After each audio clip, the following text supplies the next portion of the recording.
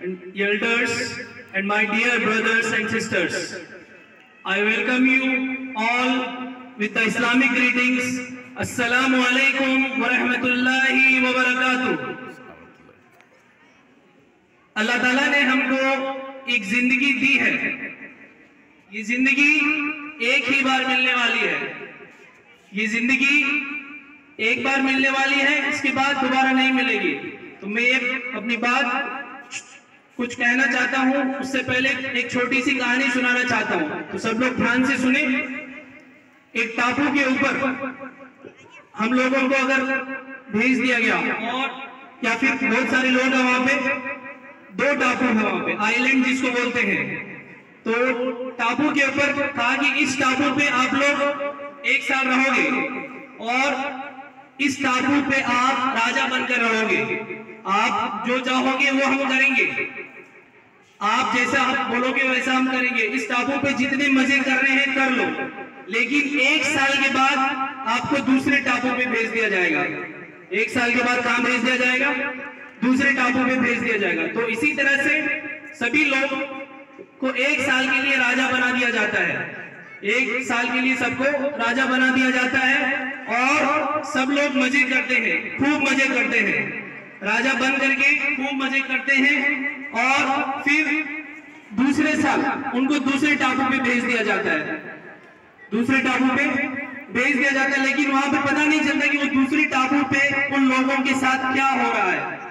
उन लोगों के साथ दूसरे टापू पे क्या हो रहा है वो किसी को नहीं बताया जाता। तो एक होशियार, एक अक्लमंद इंसान आता है, तो वो जब उसको 1 साल के लिए इस टापू पे राजा बनाया जाता है, तो वो क्या करता है?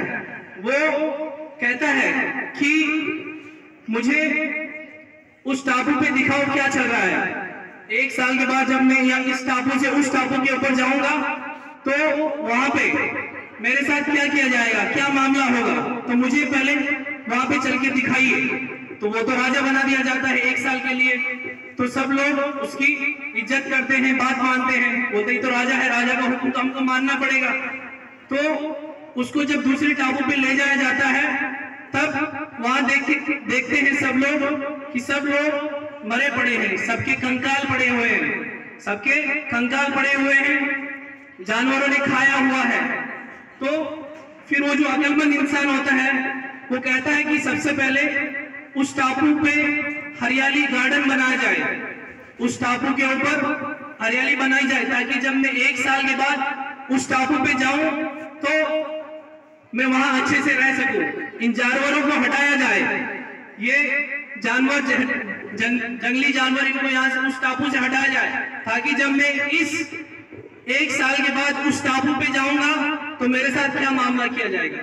तो वो मैं आपसे पूछना चाहूंगा कि अक्लमंद कौन है, कौन सा इंसान अक्लमंद है? वो सारे के सारे अक्लमंद है जो 1 साल के लिए इस टापू पे मजे करते हैं, खूब मजे करते हैं, लेकिन दूसरे साल उनके साथ क्या होने वाला है, क्या मामला होने वाला है, उनको कुछ पता नहीं है। तो अक्लमंद इंसान वही है जो पहले से जानता है, पहले से उसने तहकीक कर ली कि उस टापू पे मेरे साथ क्या होने वाला है। इसी तरह से अल्लाह ताला ने हमें एक ही जिंदगी दी है। ये जिंदगी 60 और 70 साल की जिंदगी, ज्यादा से ज्यादा 100 साल जी लो। 100 साल के बाद तो जाना पड़ेगा ना। कौन बताएगा कहाँ जाना है? कौन बताएगा हमें कहाँ जाना है? मैं बताता हूँ। ये कब्रिस्तान हमारे पास में ही है, जहाँ पे हम अपने लोगों को दफन करते हैं, या फिर हमारे हिंदू भाई जलाते हैं। क्या वो लोग लौट करके वापस आते हैं? नहीं आता, कोई नहीं बताएगा, कोई वापस आकर के नहीं बताता है कि हमारे साथ क्या हो रहा है, हमारे साथ कब्र के अंदर क्या हो रहा है। तो अक्लमंद इंसान वही है जो इस जिंदगी में रहते हुए अपनी इस जिंदगी के साथ साथ उस जिंदगी की भी तैयारी करता है। अक्लमंद इंसान कौन है? अक्लमंद इंसान वही है जो कुछ सालों के लिए, कुछ लम्हों के लिए इस जिंदगी में रहते हुए अपनी इस जिंदगी के साथ साथ उस आखिरत की जिंदगी, वो आखिरत की जिंदगी हमेशा की जिंदगी है, आखिरत की जिंदगी हमेशा की जिंदगी है, उसके लिए मेहनत करता है। तो जो लोग नेक काम करते हैं, अच्छे काम करते हैं, उनको अल्लाह ताला दुनिया में भी इज्जत देता है और मरने के बाद आखिरत में भी इज्जत देगा। तो मैं कुछ दरख्वास्त करना चाहूंगा कि कुछ चीजों से पहले अहमियत दे दो, कुछ चीजों से पहले अहमियत दे दो।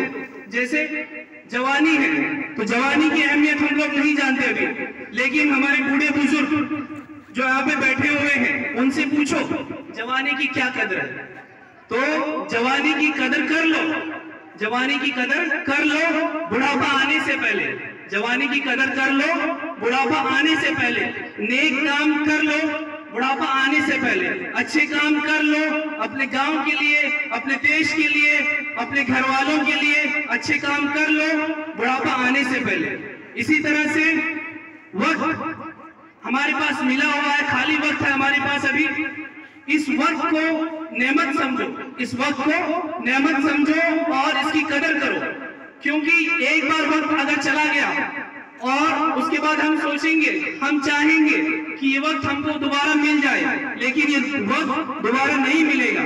तो इस वक्त की कदर कर लो मशगूलियत से पहले पहले, इस वक्त की कदर कर लो मशगूलियत से पहले पहले। और माल, अगर हमारे पास माल है, दौलत है, तो उससे अच्छे काम करो, अच्छे काम करो गरीबी आने से पहले पहले।